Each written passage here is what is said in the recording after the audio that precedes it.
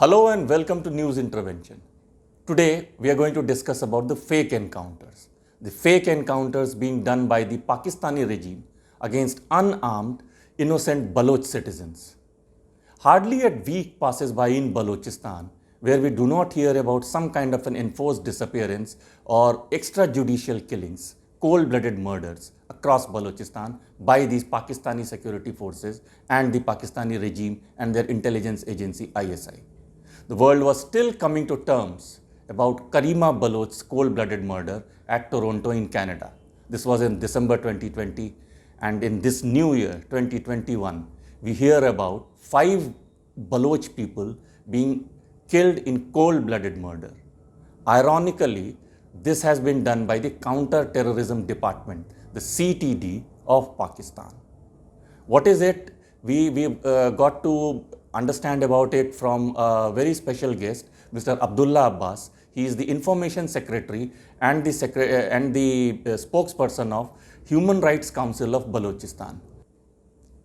Mr. Abdullah, I want to understand from you the issue of Balochistan's missing persons, the enforced disappearances, the kill and dump policy, and now these fake encounters. All these things have been going on for decades, for several years. But still, when we talk about human rights violations all across the world, these issues are not part of the main discourse. What do you think is the reason? Why is these issues not discussed at international stage? And why is it that people continue to buy Pakistan's argument that there's some kind of an armed insurgency going on in Balochistan? Why is it that the world doesn't recognize Balochistan as an independent country and the struggle over there as a freedom struggle of Balochistan? What do you think is the reason? Firstly, it is lack of interest, and Balochistan is highly militarized zone where no one is allowed to visit, and particularly when it comes to international journalists and any other international team. Secondly, there is resistance within the human rights organization from the Pakistani activists who were working with those organizations. Mostly the campaigners, researchers, and other office holders in those human rights organizations are from Pakistan, who are responsible to report human rights violations in Pakistan. As Balochistan is a no-go area, these activists have never been to Balochistan. They don't know anything about Balochistan, what's going on there, what's the role of army in Balochistan. Their narrative is shaped by the mainstream media, which is controlled and censored by Pakistan military. So, in their perspective, the problem of Balochistan is there are few criminal elements on the payroll of foreign powers and countries who want to destabilize Pakistan, are creating disturbance and law and order situations, and the military is present in Balochistan to maintain that law and order situation. Basically, they don't report the human rights violations in Balochistan, and if someone else report, they somehow manage to suppress it. But most importantly, the major issue which Balochistan is unseen on international platform is the lack of interest of international powers and the countries towards Balochistan, or their interest with doing businesses with Pakistan. It is impossible and it is hard to digest that by saying that the countries and the international countries are unaware of the situation in Balochistan. These countries have consulate in Karachi, which share border with Balochistan. NATO countries are fighting a war in Afghanistan, which also share Balochistan for last 2 decades, and it's impossible that they are fighting a war in Afghanistan without knowing that what's going on in Balochistan. Let me bring in Dr. Naseem Baloch over here. Dr. Naseem Baloch, what will be BNM's, the Baloch National Movement's foreign policy or your strategy to let the international media organizations, the champions of human rights, to know about these atrocities, the fake encounters that continues unabated across Balochistan, and the mass abductions, the killings that's happening across Balochistan by the Pakistani security forces. What are you doing to let the international organizations know about these blatant human rights violations across Balochistan? For BNM, for Baloch National Movement, we are informing, we are through many sources, be it sending the reports, be it other relations, the media, we are sending reports, we are sending news to all of them. We are trying our best to give awareness to the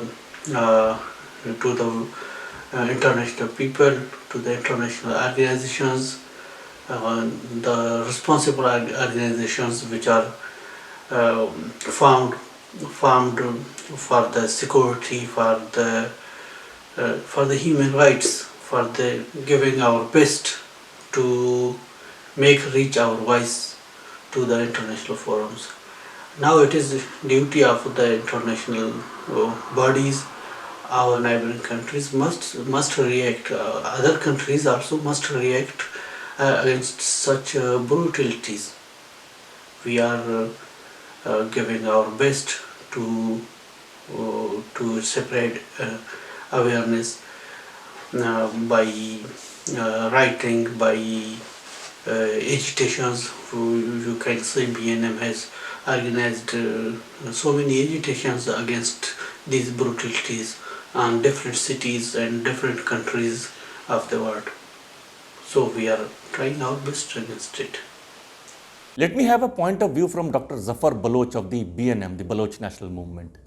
Dr. Zafar Baloch, what are your initiatives to let the international media organizations and the global human rights champions know about the happenings across Balochistan? Because most of the times we see that the international organizations buy the Pakistani argument that Balochistan's freedom struggle is some kind of insurgency and it's some kind of Pakistan's internal issue where they should not get into it. So what are your strategies to let these human rights organizations, the global media groups, the global champions of human rights know about the blatant atrocities committed by the Pakistani security forces, like the one we heard about, these 5 people being killed in cold blood by the Counter-Terrorism Department of Pakistan? So what are your strategies? What we are doing right now, we have approached international human rights organizations. We have provided them with the lists of the missing persons. We have registered the missing persons or the enforced disappeared persons at the United Nations Human Rights Council in Geneva, where they have a working group called the Working Group for the Enforced and Involuntary Disappeared Individuals. So they have been presented with the lists and they have been informed that such enforced disappeared individuals, persons, activists are being killed in custody and then claimed to be killed or in encounters with the police. United Nations and other human rights bodies have been approached from time to time. What we should do and what we are planning to do in the future is to take up the cases of the enforced disappeared, the extrajudicially killed, the in-custody murders, the massacres, and the kill and dump and the fake encounters, murders of Baloch activists or Sindhi activists or the Pashtun activists. We want to take them further to the International Criminal Court in Hague. This is what we need to do, and this is what we are planning to do for future, because Pakistan as a state and its security forces, its military organization and setup in Balochistan, which is now expanding to Sindh and already is in Khyber Pakhtunkhwa as well, practicing the genocide, the ethnic cleansing patterns. And one of Many of them are very much openly completely acknowledged by international bodies now, that these are crimes against humanity and these are war crimes practiced by the Pakistani security forces. And they are sponsored extremist elements in the form of death squads in Balochistan, especially. They are being sanctioned completely by the state. Mr. Abdullah, I want to understand from you the issue of Balochistan's missing persons, the enforced disappearances, the kill and dump policy, and now these fake encounters. All these things have been going on for decades, for several years. But still, when we talk about human rights violations all across the world, these issues are not part of the main discourse. What do you think is the reason? Why is these issues not discussed at international stage, and why is it that people continue to buy Pakistan's argument that there's some kind of an armed insurgency going on in Balochistan? Why is it that the world doesn't recognize Balochistan as an independent country and the struggle over there as a freedom struggle of Balochistan?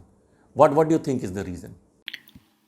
Well, I think this policy of fake encounter is not a new policy in Balochistan. The forces have been practicing fake encounters since 2009 when they adopted the policy of kill and dump.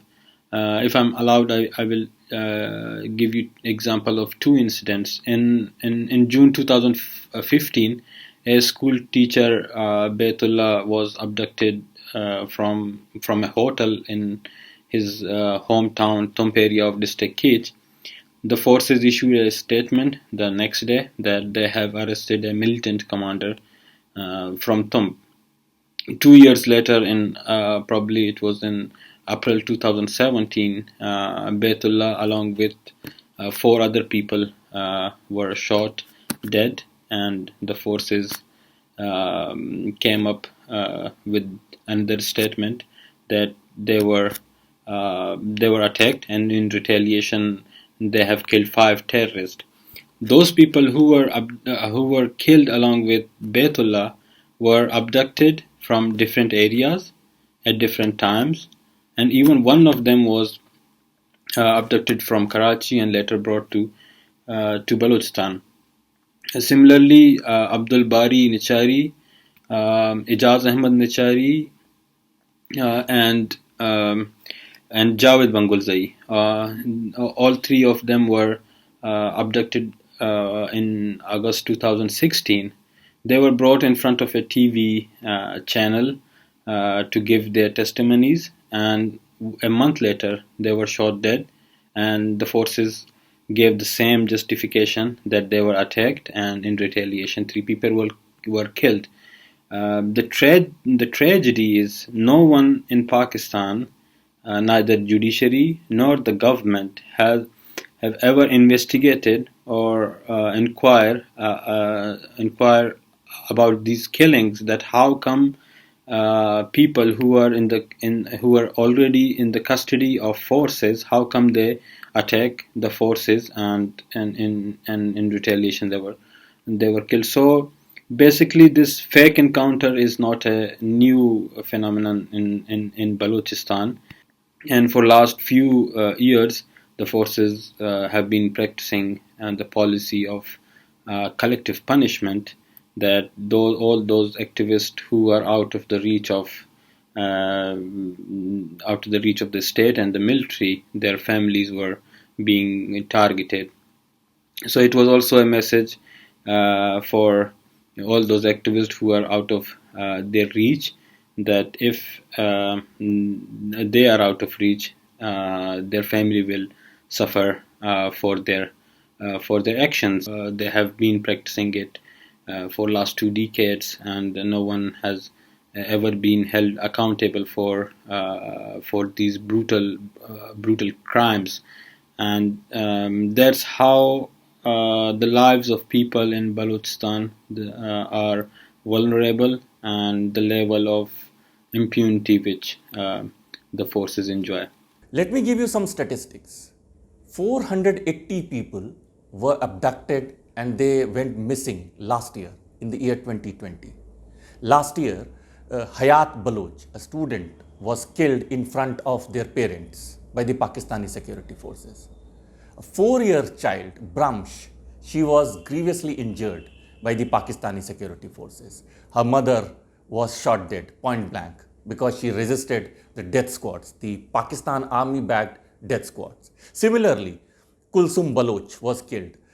Karima Baloch, the Baloch human rights activist, she was abducted and killed in Canada. Shahina Baloch was killed. This list goes on and on. In fact, more than 30,000 Baloch people have gone missing over the last several years. The family doesn't know about their whereabouts. Protests continue. And then we hear about 5 Baloch people being killed in cold blood. And then Pakistani security forces calls this as an encounter. It is, in fact, fake encounter. It's time that the world recognizes these blatant human rights violations, these gruesome killings across Balochistan. Pakistan Army and their ISI needs to answer about their atrocities committed on unarmed Baloch citizens. It's time that the world takes note about what's happening across Balochistan and why Balochs are being persecuted.